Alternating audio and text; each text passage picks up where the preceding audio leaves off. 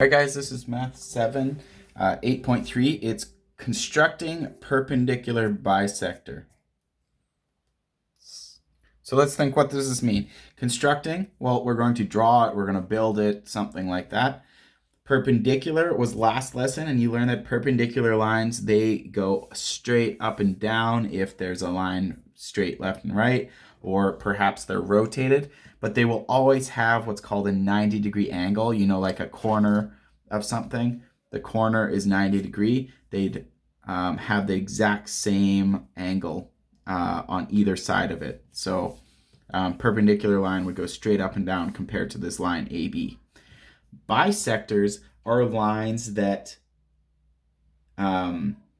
would cut another line exactly in half. So it would cut this AB. If I were to draw a perpendicular bisector through AB here, it would chop this line exactly in half. So there'd be some point in the middle, maybe we'd call it C, that from A to C would measure the same length as from B to C.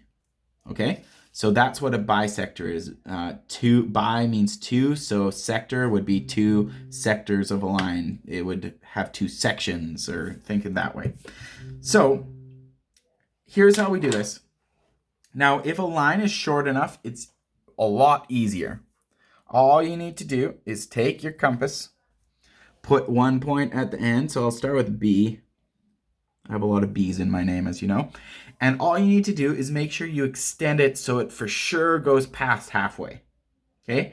Be certain that it goes past halfway. And then you're going to make a semicircle. All right?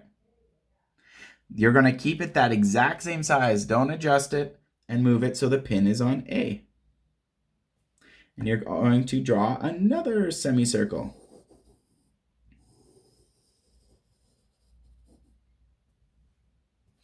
And you're going to notice that there's 2 points where it crosses, here and here.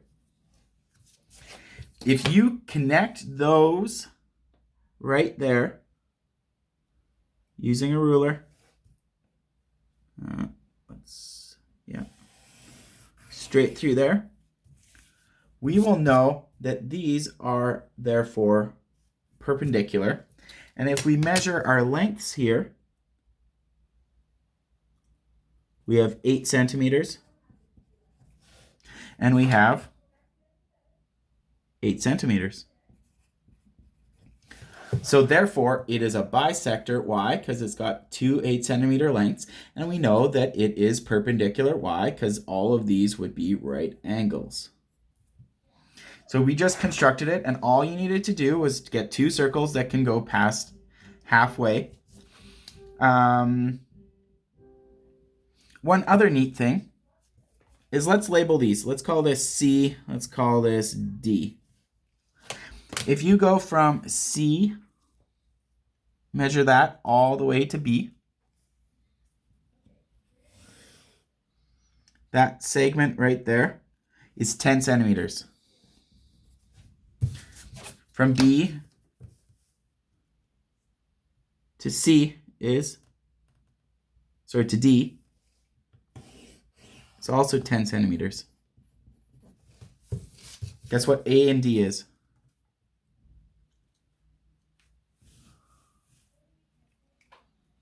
$10 centimeters.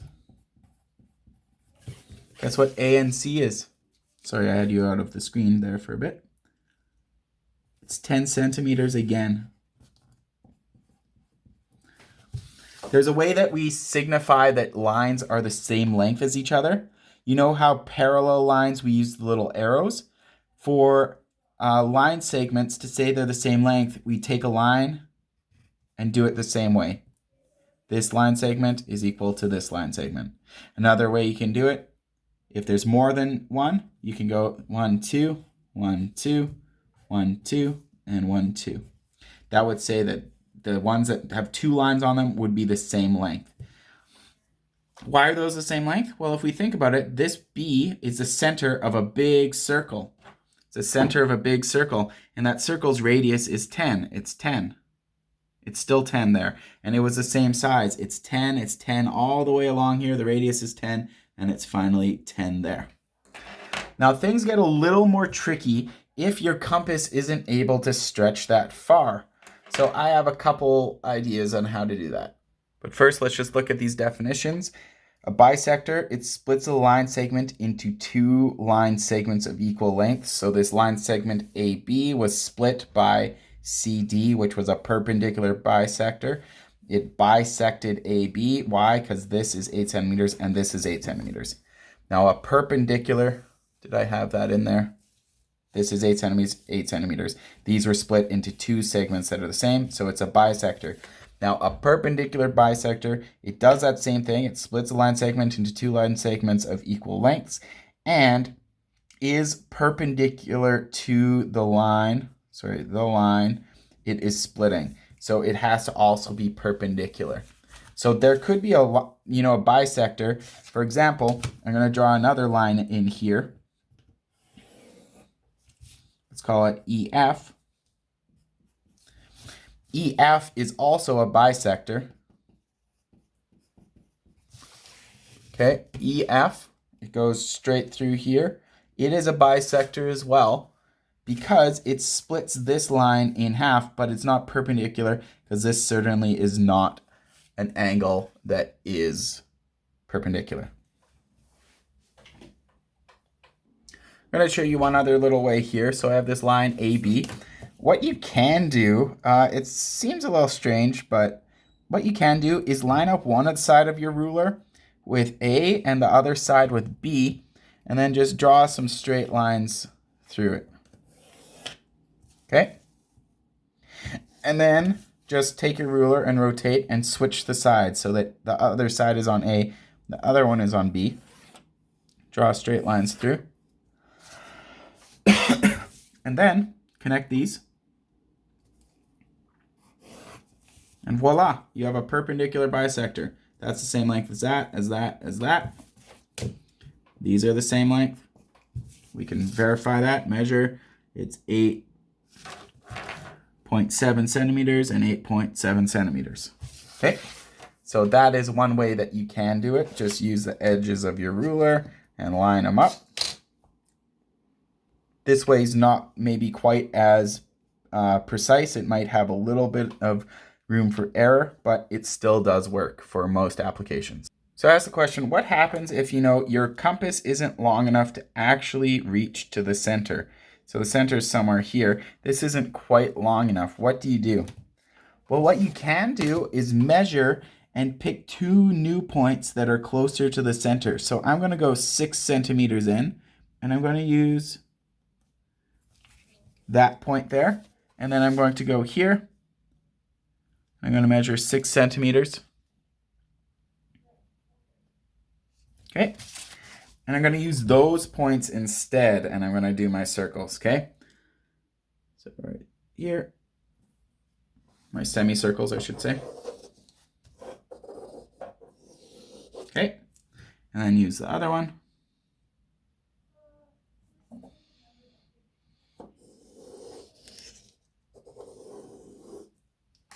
Where those cross, I'm going to connect with my ruler.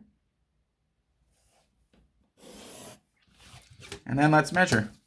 From the edge of this paper, I'm going to use centimeters. Use a metric system, it's more consistent. It is 13 centimeters from here to here. And let's look at the rest of it. From center to the end is 13 centimeters as well. So by bringing it in that 6 centimeters, I was able to still use my compass, and I made sure that this distance here was equal to this, which means that this is equal to this, which means that this whole thing, one line and two line, is equal to this. So this is a perpendicular bisector.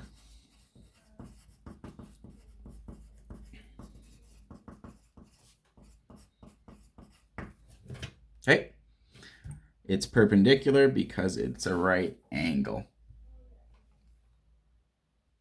All right, I have one other example here. Question on your assignment is almost the same thing. we're going to try this out. What we're going to do is there's a triangle here with 3 points on the corners, 3 line segments here. What we're going to do is draw perpendicular bisectors for each of these, okay? And we're going to notice something really cool that happens, hopefully. So this first line segment on the side here, I'm going to put my pin on the corner. I'm then going to make sure this stretches a little bit past half, and I'm going to draw a circle. I'm going to do it lightly because this isn't necessarily the main point. Then I'm going to lift it up, put it to the other side, the next corner, and draw a circle again.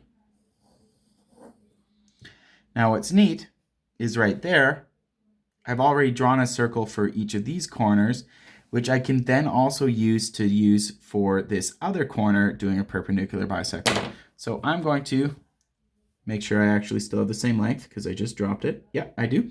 I'm going to move it to the third corner. Okay, and I'm going to draw another circle. Now looking here, for this first one, I have this point here and this point here that were created by this circle 1 and this circle 2. This I'll call circle 3. I'm going to connect those, okay?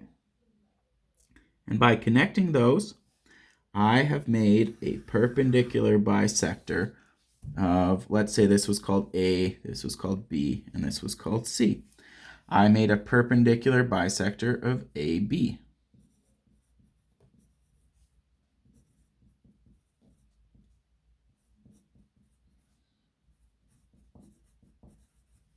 Okay. Now looking here, I have 2 other places that have some circles crossing. 1 and 3, they cross right here and here. If I take this ruler and I draw a line through here, this is going to be the perpendicular bisector of CB, because it splits CB in half. So if we look here, let's use the other end of the ruler. I keep going the wrong way. It's 2 centimeters and 4 centimeters. And finally, I'm going to draw a line through these 2 here. We have these 2 points that have been made. We're going to draw a line through. And this here is a perpendicular bisector. This is perpendicular bisector of AC. Now, do you notice something right in the middle? I'm going to zoom in a little bit on this. Right in the middle here, where this perpendicular bisector, and this perpendicular bisector all meet, they all meet in the same spot right in the middle. And what's really neat about it, that little point right in the middle there where they all cross, if I then were to take my compass and line up my pin with the middle and the pencil with any one of these points on the outside, any one of the points, so I've chosen A, and I draw a circle around,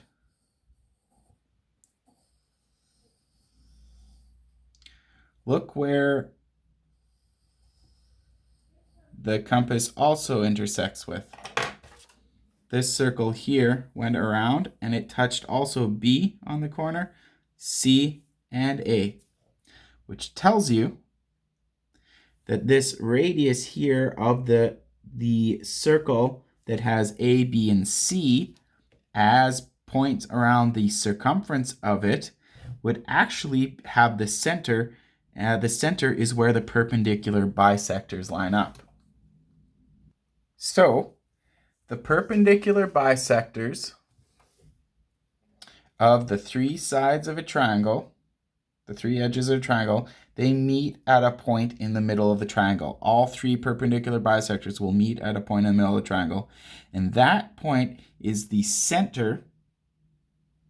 That is the center of a circle that has the corners of the triangle as part of its circumference. So it kind of comes all full circle. Sorry, that's a bad pun. But isn't that neat?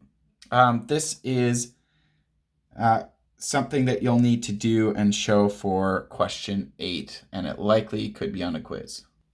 This circle that we just drew around here, this circle is called a circumcircle.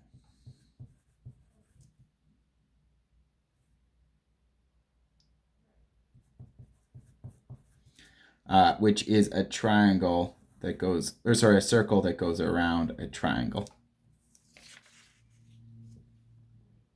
And this point here in the middle is called the circumcenter.